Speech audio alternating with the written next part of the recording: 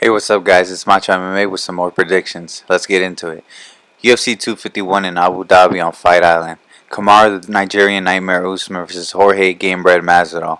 In the main event, welterweight champion Kamaru Usman meets BMF champion George Masvidal in the main event.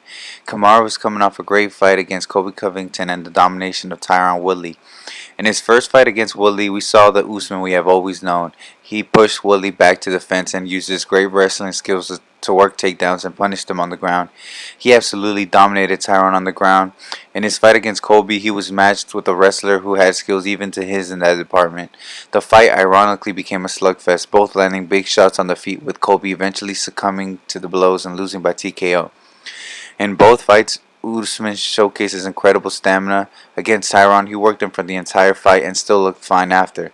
In the Kobe fight, he outlasted Kobe, and in my opinion, Kobe began to gas, and that's what led to the final knockdowns and the eventual finish. His striking has always kinda looked robotic, but he seems to be able to throw good shots behind his long jab. Jorge Masvidal has been on an incredible run, taking out the likes of Darren Till, Ben Askren, and Nate Diaz. In the Till fight, he showed his toughness after being knocked down early and proceeded to knock out Darren in brutal fashion. He didn't stop there as he went on to fight Ben Askren in a high-intensity affair. The build for this fight was crazy, with a lot of animosity between these guys. He then delivered the fastest finish in UFC history with the flying knee that ended Askren in just 5 seconds. He kept momentum going by defeating Nate Diaz for the BMF title. In that fight, he really overpowered Nate everywhere. He hit him with some heavy blows on the feet and on the ground, delivered some decent ground and pound. This matchup is so interesting because Usman is a grappler like Askren was, but he's much more versatile than Ben. He can mix it up. Usman's path to victory is to return to what is comfortable and grapple Jorge. In his fight with the greatest jiu-jitsu practitioner in MMA, Damian Maia, Jorge defended all submission attempts and never truly was in danger. Maia still was able to get a hold of him, though. Usman won't be Maia because he's closer to Khabib than to Maia, but he's a big welterweight and he looks huge. Jorge has to keep this fight standing at all costs. Usman's jab is going to be an issue to solve, but he's more than capable to solve it. He has to make this a tough, gritty fight for Usman, kind of how he made the Diaz fight. A flying knee, no matter how spectacular, will not be in the works for this fight. I think he has settled into the division. When it comes to weight, but I still think he'll be too small. I think Usman takes him down and controls Jorge, and he reminds everyone why he's a nightmare to deal with. Usman by decision. Alexander the Great Volkanovski versus Max Blessed Holloway. In the co-main event, new champion Alexander Volkanovski defends his title against the very man he took it from, Max Holloway. Alex looked good in the first fight. As a smaller man, he won the battle on the outside with the leg kicks and looked to land the heavier shots when they came in and exchanged. One of the most important things that happened as a result of the leg kicks was the stance switch to southpaw. Max went southpaw once the kicks began to take their effect. He didn't look great and was losing most exchanges. Max turned it up on Alexander way too late. He needs to set his traps and keep it a high pace from the beginning. I don't think Volkanovski's cardio is as good as he and everyone else thinks. He slowed down in the fourth and looked tired in the fifth once Max turned it up since the third. Max has to check the leg kicks. Make sure to make Alex pay for any damage he wants to inflict. He has to remain in orthodox.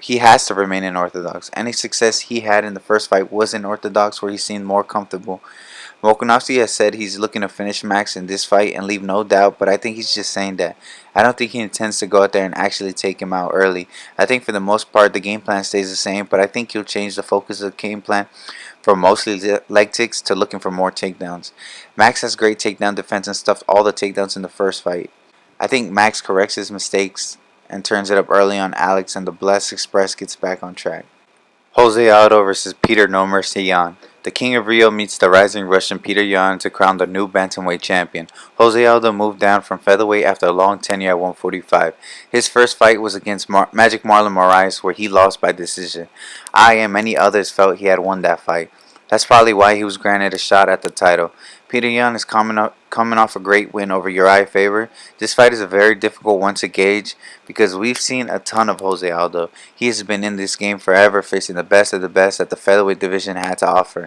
In Yan's case, it's the opposite. We have not seen him face a high-level opponent.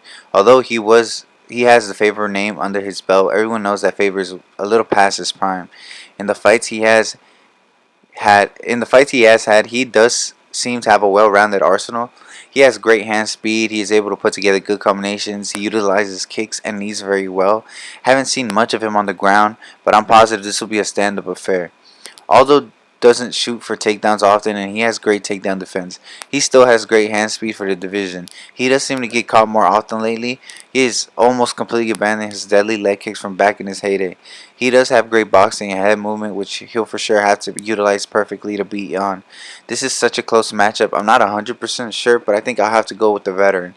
The King of Rio shows the world he is still top tier and adds to his great career by becoming the king of the bantamweights. Auto by decision. Thug Rose Namajunas versus Jessica Andrade. Two former champions meet again in a pivotal fight that'll set up the winner for another shot at the title and send the other back to the drawing board. Both girls are looking to get back on track. In their first fight, Rose completely dominated Jessica on the feet and did an okay job at defending the takedown. She tries to threaten the Kimura to stop the takedowns and eventually led to her defeat when Andrade overpowered her and slammed her on her head. She needs to completely disengage when they come together. On the feet, she looked good. Her movement was great. She was moving in and out and being elusive. She was piecing Jessica up, and I think she'll come back sharper and fix her mistakes. Thug Rose removes the thorn that put her off track and returns to title contendership. Namajunas by decision.